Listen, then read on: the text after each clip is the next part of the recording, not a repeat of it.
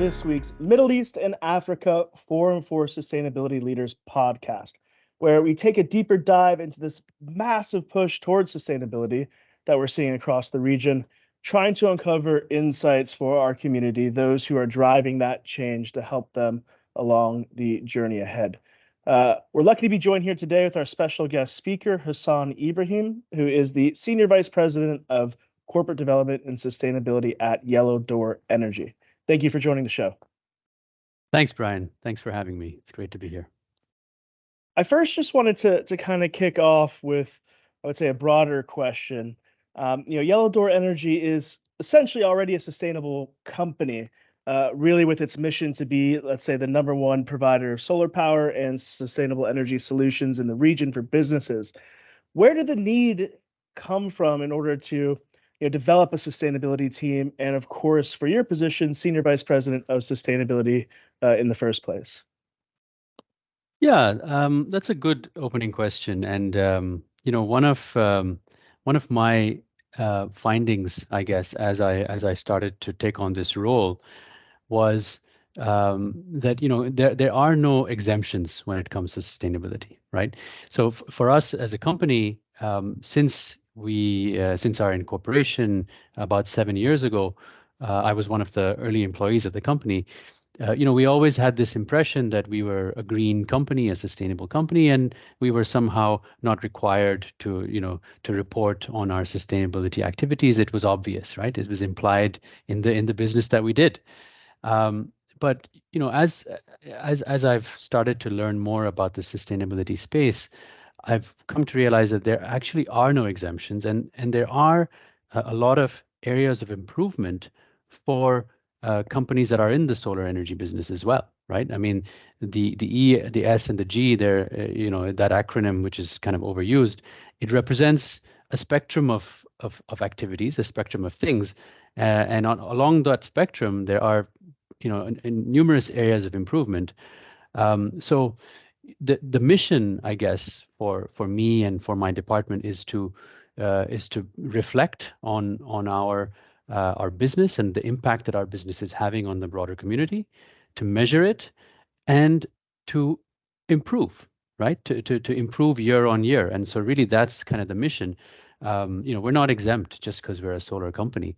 And I could cite a number of examples of things that we need to do to improve. But I think the takeaway is that, yeah, I think sustainability as a mindset should apply to all companies. And sustainability as a mindset, it's the constant kind of, let's say, goal that everyone's striving to within organizations. From a company, let's say, that's just starting out right now, to try to embed that mindset, those sustainability strategies, trying to figure out where things can be improved, what advice would you give them based off of your experience? So that's a very I'm going to respond to this question with a more of a philosophical perspective, right? Now, my background, as you know, is very much rooted in finance, right? So I've been a corporate finance consultant and professional for my whole career. My training and my job history has been in that space, and I'm undergoing, let's say, a transition from that corporate finance mindset to more of a sustainability mindset. And that journey for me is very interesting, right? So I think one of the guiding principles that I focus on, and this is somewhat controversial, not everyone embraces this view, but I genuinely believe that sustainability as a mindset and sustainability initiatives are actually, in the long run, value accretive to the value of a business, right? And that's how that's really what I'm focusing on in my role, is to try and understand how we can implement measures that have a wider ESG impact, but also add value to our business and our platform. This belief is very much embraced by our major shareholder, Actis, who is a very active investor in emerging markets and in renewables and infrastructure. But also Actis, is a very firm believer in in the principle that sustainability and sustainable values actually drive value in a business. So, speaking of a company that's starting up, I think, by incorporating sustainability practices into their business model, they would, they would be taking a longer term view of their business. And I think that's how the mindset should shift, is how do these measures actually enhance the value of my business? Not just viewing them as CSR initiatives. So really, that's how I see that mindset shift. And I think that young companies should all view it that way.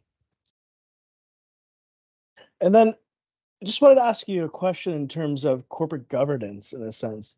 Obviously, you came from finance; it's very layered, a little bit more bureaucratic. Um, from your perspective, how does that change in terms of setting up sustainability teams within the company? We interviewed the CSO of Aramex, who's probably the longest CSO and the standing CSO in the region, let alone Sure. globally, with Raji. Mhm. He has a sustainability team of roughly, I think, 3 people, because he believes, like you said, the mindset, embedding that throughout the organization. From your experience and perspective, how do you see that structuring being developed, and what do you think is the best route to take? Yeah, I would say that there are two kind of elements to it, right? The one element is that I believe, and Aramex is a great example as a sort of a pioneer for the region in terms of their sustainability philosophy. But I think that the first element is the leadership. It should be a top-down um, initiative, right? It should be something that is initiated by the leadership, and sort of everyone embraces it, that way. And in our company, our CEO Jeremy Crane is a big believer in the value driving nature of sustainability and how important it is. So, in our company, that it's a big driver to have Jeremy, back sustainability so heavily, and our shareholders as well. So I think the one element is that yes, it has to be leadership driven initiatives. But the other element to it is that I firmly believe, and this is how I'm implementing it at Yellow Door, is that sustainability should be a inherently collaborative activity. So, the team itself at Yellow Door is me and a couple of colleagues. But when we get together, and, we've got a number of different initiatives that we're working on this year, the year of sustainability, we're actually collaborating heavily with colleagues who are from our technical department, HR, legal. So there's various colleagues and professionals from across the spectrum that are essentially picking up different work streams within the overall sustainability portfolio. So it's not just let's say an activity that is focused on one particular department. It has to spread across the entire company, right? And you have to kind of bring in professionals from different disciplines, and really, I think that's when you can generate the momentum that you need to change that mindset across the company. This one, I talk about bringing in professionals with different skill sets. How do you see the current track for uh, attracting and recruiting that sustainability talent? It's a topic that comes up in many of our conversations as kind of one of the key challenges that companies are facing. What's your perspective on how to attract that talent, and of course retain that talent throughout organizations who are looking to advance sustainability? Yeah, look, I think what one of the things that we find in all our recruiting efforts is that people are attracted to companies that are conscious and are sort of sensitive to ESG and to sustainability, right? I mean, employee well-being and health and safety and a more diverse and equitable work environment are all wrapped up in this ESG umbrella, right? They're all kind of metrics that we measure, or that we're measured on. And we'll talk a little bit about metrics later. But I think all of those metrics, they enhance the quality and the balance that a workplace has. They enhance the creativity within a workplace. I believe they, as I said earlier, enhance the overall outcomes and the value of the business. So I think, these types of initiatives, they go a long way in attracting and retaining talent. I mean, our company, as I said, we really espouse these values, we embrace these values, and we, as a result, have a very low attrition rate. I mean, I've been around now for, I mean, my 7th year at Yellow Door, which is a long time. It's the longest I've worked, anywhere.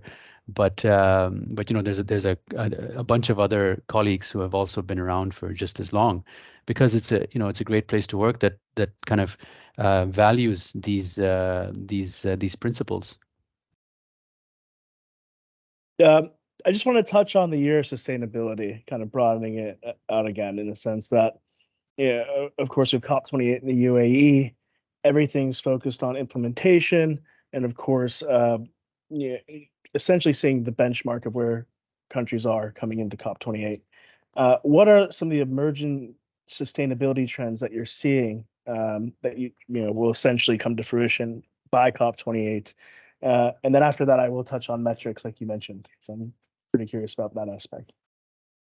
Yeah, I mean, I'm going to answer your question and talk a little bit about, sustainability in the Middle East, right? I think, the Middle East historically has been, obviously, essentially, I'm generalizing by saying the Middle East. Let's focus on the Gulf countries, right?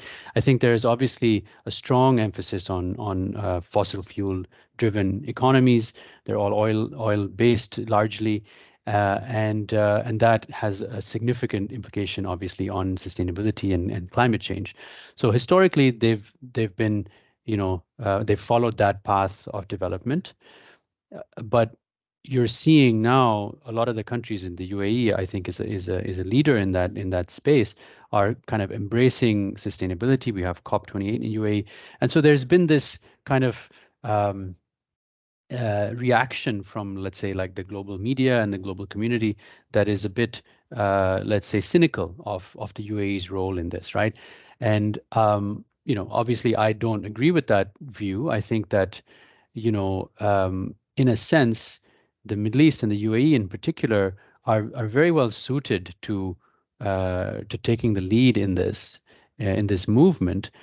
If you set aside the oil economy that the UAE has grown on, and you go further back, sustainability and sort of living with very limited resources in a very kind of frugal way is very much part of the cultural DNA of the UAE, right? I mean, so I think it's almost like they're going back to their original values, right? By embracing sustainability. These are core values of the UAE and the Bedouin culture of the UAE. And partnerships and collaboration.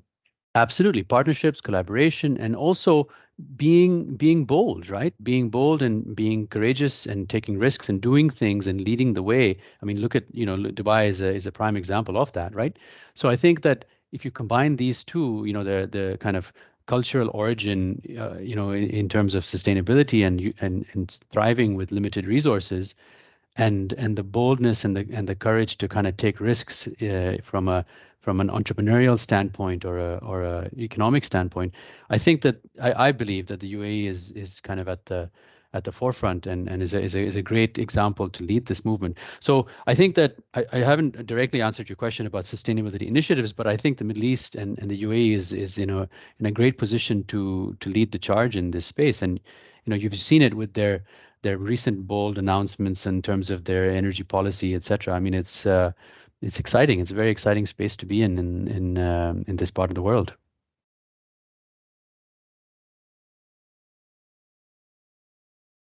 And just taking that a step further, there's one thing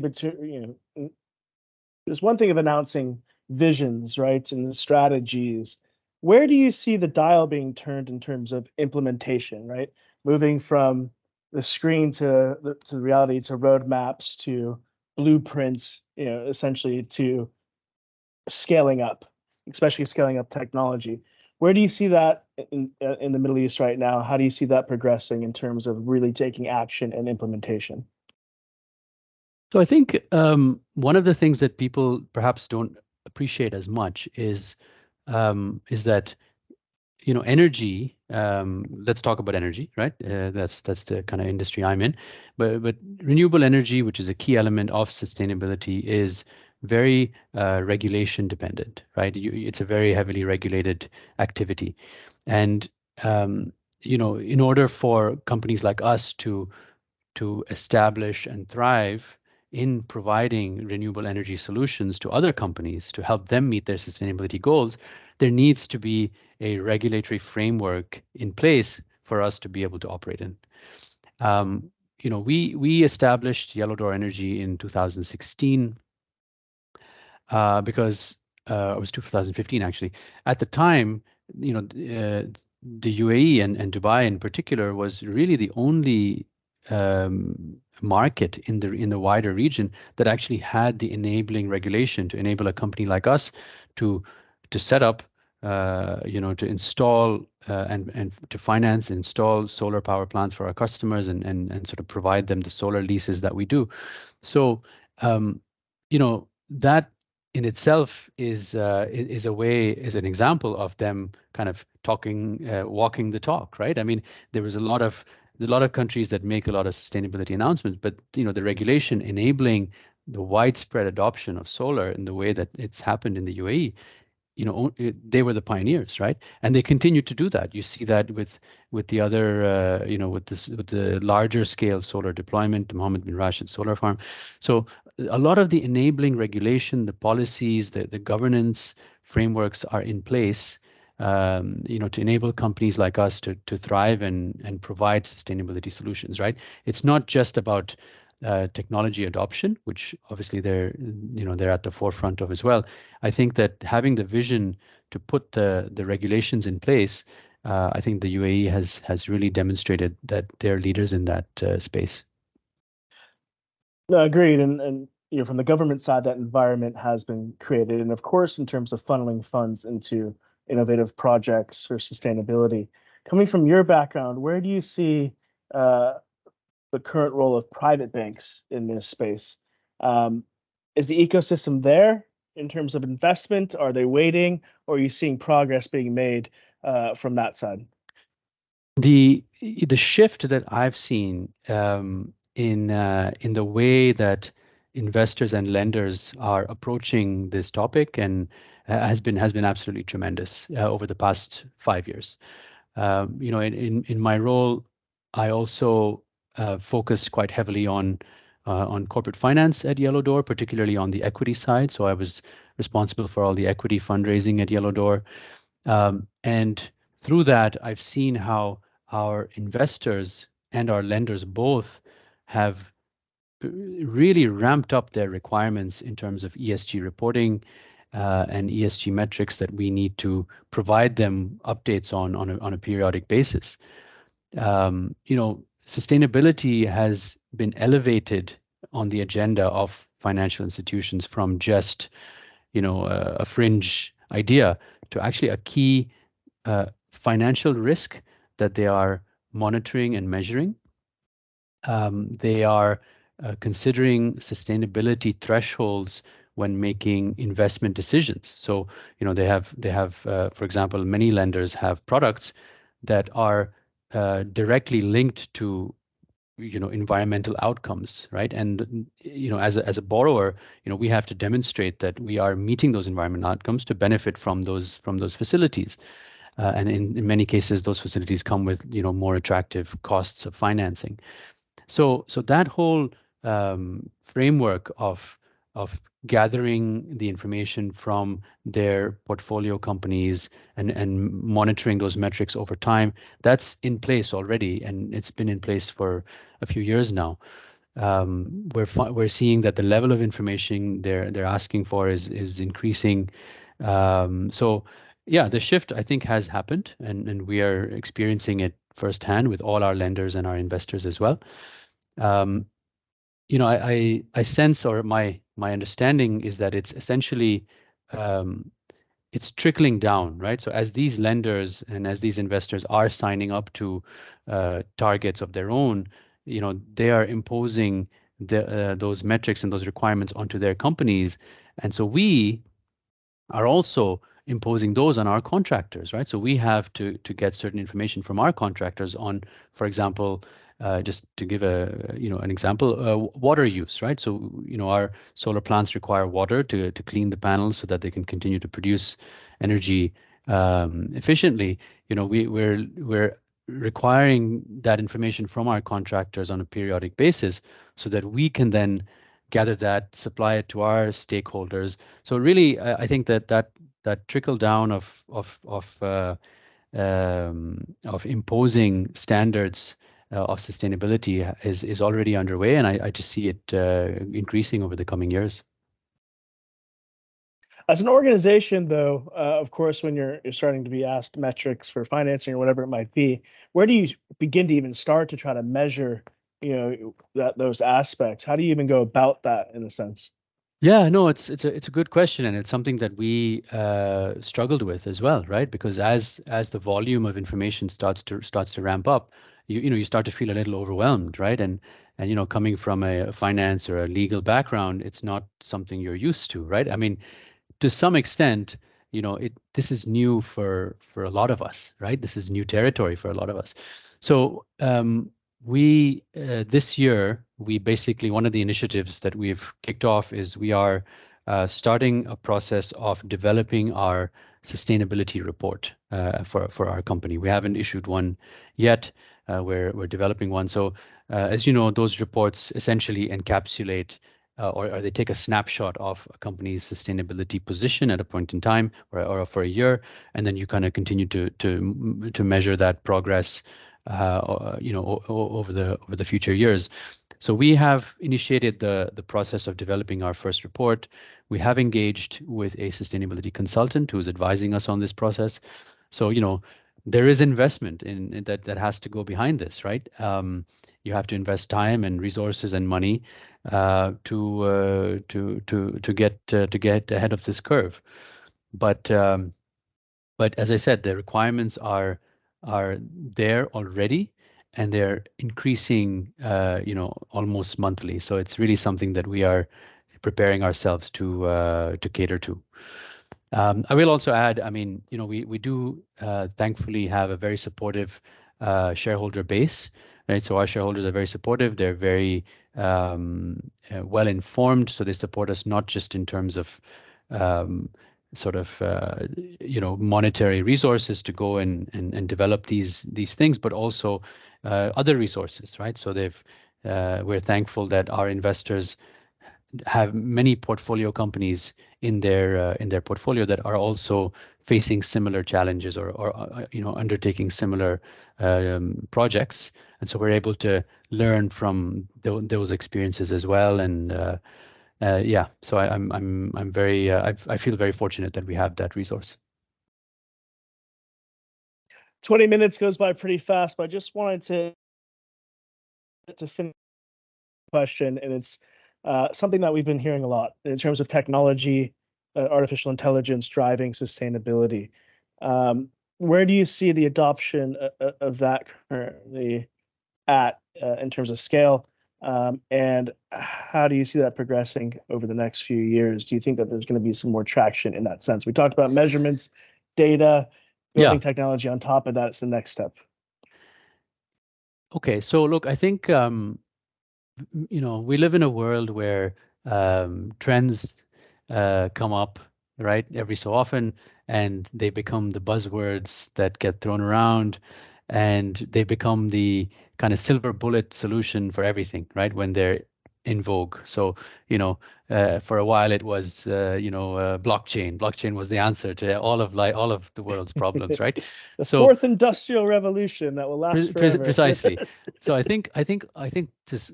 I mean, I'm hoping that I'm not going to offend anyone by saying this, but I think, there is on some level, an element of AI being used in that regard, right? As AI is going to solve everything, right? The AI is here.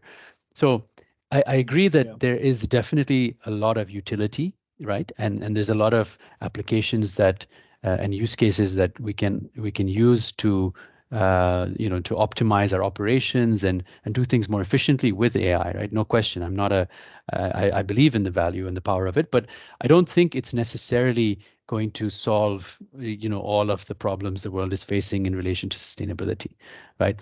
I think what people need to realize is that, I mean, you just need to look at the newspapers and see what's going on in terms of this extreme summer that we're having, across the globe. Climate change is a very real threat, and I think, relying on AI to kind of solve everything and accelerate the solution is not the right way to do things. So, but to answer your question maybe more directly, ways I see that AI, for example, could support our business, and I have had discussions with our technical colleagues about this. Is we essentially we currently are operating a portfolio of I think it's about 50 or 60 solar plants across the globe, right? And we monitor the operation of all of these plants centrally here in Dubai in our headquarters. And we have a central monitoring system that alerts us whenever there's an issue that needs to be rectified, and then we can send a signal to our O&M team on the ground to go and rectify the issue, the operating and maintenance team. There is we are exploring the possibility of using an AI-based software solution that would allow us to be a little bit more proactive and predict when certain situations will arise based on weather data that we have, based on a bunch of other variables. We can predict potentially when an issue is going to arise and preemptively send an O&M technician out there to solve the issue and sort of operate on a more efficient basis. So that's kind of one example of how we would apply something like this. But beyond that, I don't really have a I mean, there's plenty of other uses, I'm sure, but yeah, I think we should be careful about falling into this trap of using AI as the silver bullet to solve all our problems. Well, it's not going to be a silver bullet in the sense of the need for external engagement, communication, cooperation, partnerships, which I think is continuing to be needed on a day-to-day, yearly basis to accelerate sustainability. But sure. Hassan, I just wanted to again thank you for joining the show today. We appreciate your insights. For those who are listening and watching to this podcast, please feel free to follow Hassan on social media, Yellow Door Energy, which is very active, and of course, Gulf Intelligence, where we'll be publishing this, and of course, the harvested content from our discussion. But thank you again, Hassan. We really appreciate your time. Thanks, Brian. It's been a pleasure and nice to meet you.